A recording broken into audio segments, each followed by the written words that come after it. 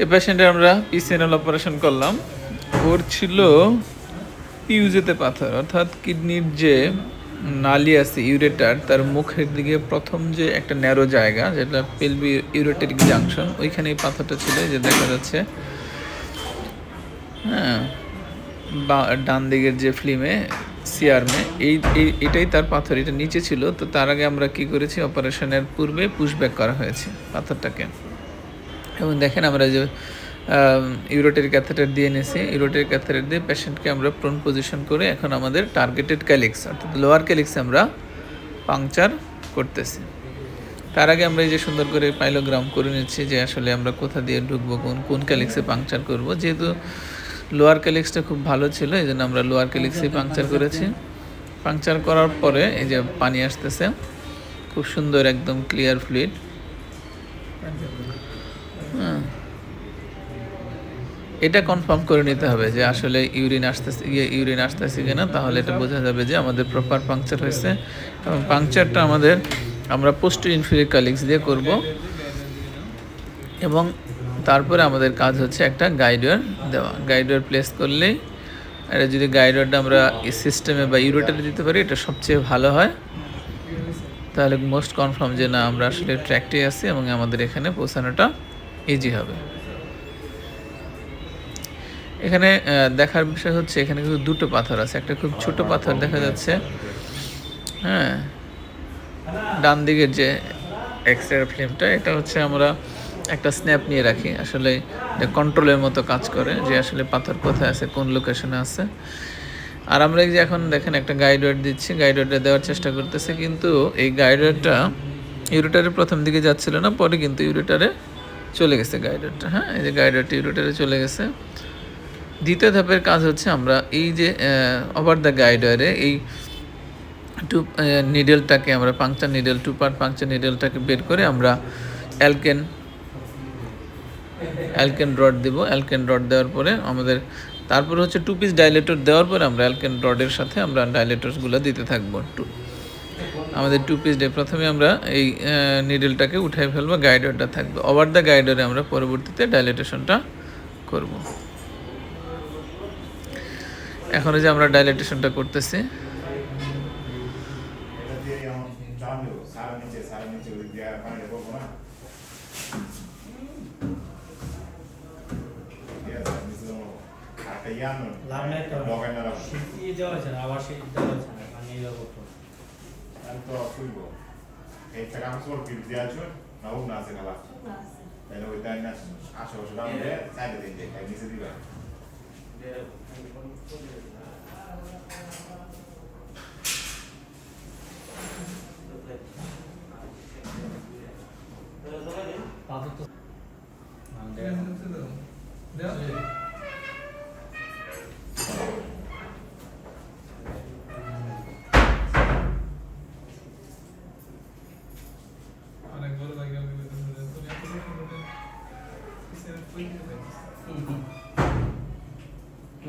বড়টা দেখছো না, এই যে এটা তো বোঝা যাইতেছে এক্সেল বড় যায় 18 15 পুরো 18 এক্সেল বড় দিছে, এক্সেল বড় স্যার।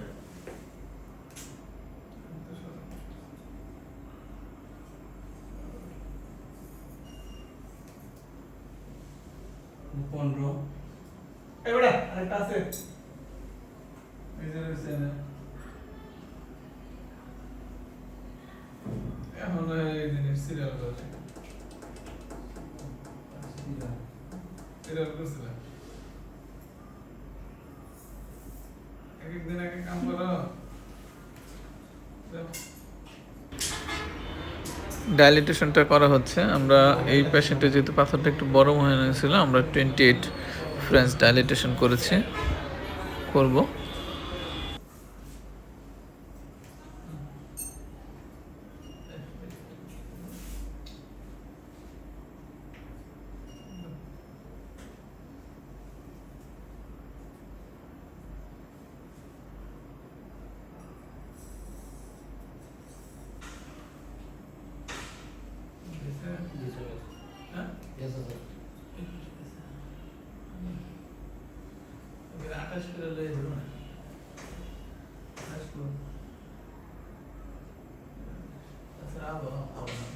মানে কি করে বড় আছে বড় আছে এখন ডাইলেটেশনের পরে আমাদের ডাইলেটেশন যখন কমপ্লিট হয়ে যাবে তখন আমরা এখানে একটা অ্যাম্প্লাস শীট দেবো 20 ডিফারেন্স, এবং অ্যাম্প্লাস শীতের মধ্যে দিয়ে নেফ্রোস্কোপ দিয়ে দেখেন একটা অ্যাম্প্লাস শীট সব ডাইলেটরগুলো সরানো হয়েছে।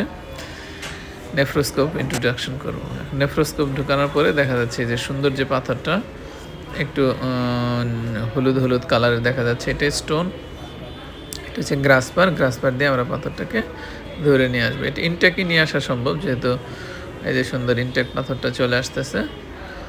এরপরে আরেকটা ছোট পাথর আছে, ওই পাথরটাকে আমরা রিমুভ করব।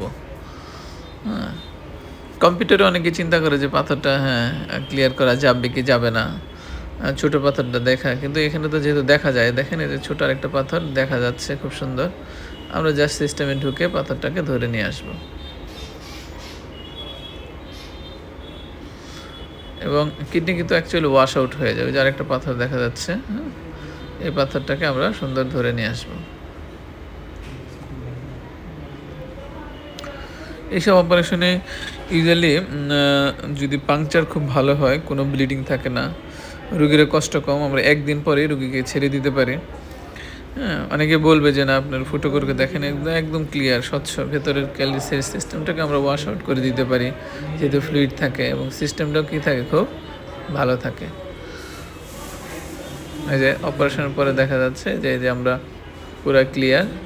আমরা একটা স্টেন দিয়ে দিচ্ছি, যেটাকে ডিজে স্ট্যান্ড বলে। আমরা 1 মাস পরে স্টেনটাকে খুলে দিব। এটা দুইটা কয়েলিং হয়, একটা আপার কয়েলিং এবং একটা হচ্ছে লোয়ার কয়েলিং। এই দুটো দেখে বুঝতে পারি যে এই যে দেখেন আপার কয়েলিংটা খুব সুন্দর হয়ে গেছে। রহমান, আজকে যে অপারেশনটা করলাম সাকিবের পিসিএনএল, ওর বয়স মাত্র 24 বছর বয়সে ওর হচ্ছে কিডনিতে পাথর হয়েছে, এবং এই পাথরটা আসলে কিডনিতে হইলেও তার পাথরটা ইনিশিয়ালি ছিল হচ্ছে পিউজে, অর্থাৎ কিডনির যে মুখ, যে নালীটা থাকে, পেলভিসের যে মুখ বা নালী, আমরা যেটা পিউজে পেলভি রোডের জাংশন বলি, ওইখানে পাথরটা এসে আটকাইছিল। বলে hole of the kidney dilated ছিল, অর্থাৎ হাইড্রোনেফ্রোসিস ছিল, এবং তার ব্যথা জ্বর সবকিছু ছিল।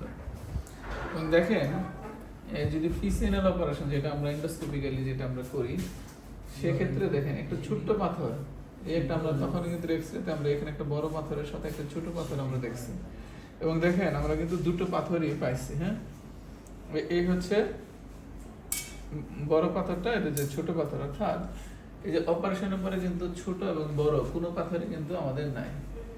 এই জন্য অনেকে মনে করে যে পিসিএনএল অপারেশন বা এন্ডোস্কোপিক্যাল অপারেশন করলে মানুষের ভ্রান্ত ধারণা থাকে যে আসলে এই পাথরগুলোকে ক্লিয়ার করা যাবে কিনা, কিন্তু সেক্ষেত্রে কিন্তু সে ধরনের কোনো অপশন থাকে না। ইউজুয়ালি বরঞ্চ ভালো, যেহেতু আমরা এখানে ভিজুয়ালাইজ করি, ভিতরে ঢুকি, এন্ডোস্কোপিক্যালি পুরো জিনিসটাকে সিস্টেমটাকে ভালো করে ভিজুয়ালাইজ করা যায়, সেক্ষেত্রে কিন্তু ভালো। অর্থাৎ এখানে যেহেতু বড় পাথর না, আমরা একদম সরাসরি, এটা একটু বেশি করে যেহেতু পাথরটা একটু বড় ছিল, যেহেতু আমরা সরাসরি বের করবো, কোনো ভাঙাভাঙি করবো না পাথরটাকে, সেই জন্য আমরা 28 ফ্রেন্সেটাকে ডাইলেট করে আমরা পাথরটাকে ইনটেক নিয়ে আসছি।